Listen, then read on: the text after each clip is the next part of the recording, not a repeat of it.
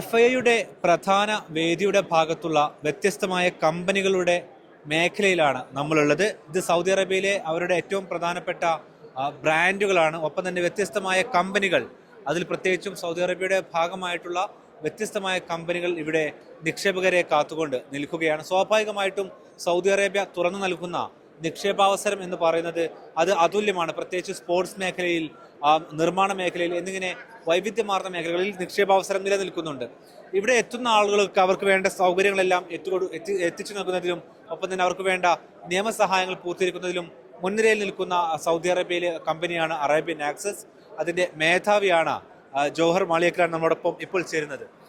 സ്വാഗതം. എന്താണ് FIA ആദ്യത്തെ ദിനത്തിലുള്ള ഒരു എക്സ്പീരിയൻസ്?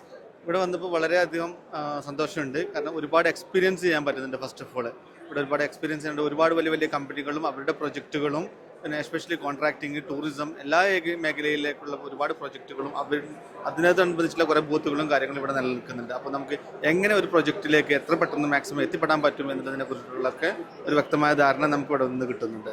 അപ്പം അവിടെ തന്നെ ഇവിടെ ഇപ്പം നമ്മുടെ ഡിസ്പ്ലേയിൽ ചുറ്റും നോക്കിക്കഴിഞ്ഞാൽ കാണുന്ന മൊത്തം സൗദിയിലെ കമ്പനികളാണ്. സ്വാഭാവികമായിട്ട് ഇവിടേക്ക് വരുന്ന ആളുകൾ ഇതിലേക്ക് എങ്ങനെ കണക്റ്റഡ് ആവാന്നുള്ളതായിരിക്കും പിന്നെ ചിന്തിക്കുന്നത്. അപ്പോൾ അറേബ്യൻ ആക്സസിന്റെ റോൾ അതിലെന്തായിരിക്കും? അല്ല, ഇവിടെ വന്നൊരു കമ്പനി ഇൻകോർപ്പറേറ്റ് ചെയ്യുന്നതോട് കൂടിയിട്ടും പിന്നെ അതുപോലെ തന്നെ ഇവിടെ വന്നു കഴിഞ്ഞാൽ ഇവിടെ നടക്കുന്ന പ്രൊജക്റ്റുകളെ കുറിച്ചിട്ടുള്ള കൂടുതലായിട്ടുള്ള ധാരണകൾ ഇവിടെ കറക്റ്റായിട്ട് ഇവിടുന്ന് എക്സ്പ്ലെയിൻ ചെയ്തിട്ടുണ്ട്. അവർ ഇവിടെ നടക്കുന്ന പ്രൊജക്റ്റുകളെ കുറിച്ചിട്ട് എന്തൊക്കെ പ്രൊജക്റ്റുകളാണ്, അതിൻ്റെ കോൺട്രാക്റ്റുകൾ, അതിൻ്റെ സബ് കോൺട്രാക്റ്റുകൾ, അതിൻ്റെ സബ് ഡിവിഷൻസിനെ കുറിച്ചിട്ടൊക്കെ വ്യക്തമായ ധാരണകളും കാര്യങ്ങളും അവർ പറഞ്ഞു തരുന്നുണ്ട് നമുക്ക്. അപ്പോൾ നമുക്കൊരു കമ്പനി ഇവിടെ ഇൻകോർപ്പറേറ്റ് ചെയ്ത് കഴിഞ്ഞാൽ ഇവിടെയുള്ള ഇപ്പോൾ വിഷൻ 2030യുടെയാണ്, വിഷൻ 2050യുടെ ഭാഗമായിട്ടുള്ള എല്ലാ നേട്ടങ്ങളും നമുക്കിവിടെ നിന്ന് കിട്ടും. ഇവിടെ ഇതിന് കുറച്ച് മുൻപുണ്ടായിരുന്നു മിനിസ്റ്റർ ഓഫ് ഇൻവെസ്റ്റ്മെൻറ്റിൻ്റെ മിനിസ്റ്റർ ഇവിടെ ഇതിനെക്കുറിച്ച് വ്യക്തമായിട്ട് പറഞ്ഞിട്ടുണ്ട്. ഇവിടെ നടക്കാൻ പോകുന്ന പ്രൊജക്റ്റുകളെ കുറിച്ചിട്ട്, ആ പ്രൊജക്റ്റുകളുടെ ഡീറ്റെയിലുകളെ കുറിച്ചിട്ടെല്ലാം ഇവിടെ FDIയുടെ ഫോറിൻ ഡയറക്റ്റ് ഇൻവെസ്റ്റ്മെൻറ്റ്, അവരുടെ എന്തൊക്കെയാണ് ഇവിടെ എക്സ്പെക്ട് ചെയ്യുന്ന ഇൻവെസ്റ്റ്മെൻറ്റുകളെ കുറിച്ചും കാര്യങ്ങളൊക്കെ നല്ലൊരു പിക്ചർ ഇവിടെ നിന്ന് തന്നിട്ടുണ്ട്. അതിലിപ്പോൾ ഏകദേശം സൗദി അറേബ്യയിൽ ഒരുപാട് കോൺഫറൻസുകൾ നടക്കാറുണ്ട് സാധാരണ രീതിയിൽ.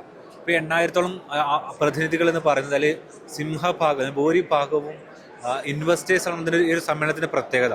അപ്പോൾ ആ നിലയ്ക്ക് ഇതിൻ്റെ ഒരു വലിപ്പം ഫീൽ ചെയ്യുന്നത് എങ്ങനെയാണ് അവതരിപ്പിക്കുക?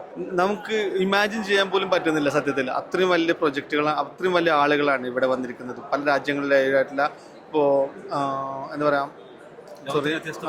ലോകത്തിലെ വ്യത്യസ്ത ഭാഗങ്ങളിലായിട്ടുള്ള പ്രൊജക്റ്റുകളിലുള്ള ആളുകളെ അവരാണ് ഇവിടെ വന്നിട്ട് പങ്കെടുക്കുന്നതും.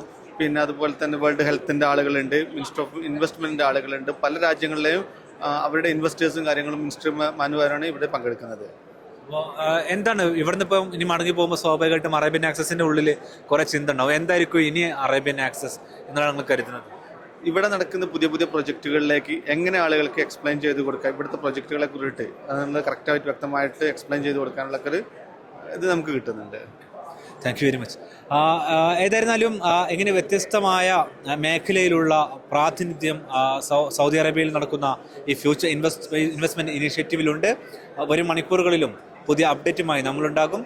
റിയാദിൽ നിന്നും അഫ്താബ് റഹ്മാൻ, മീഡിയ 1.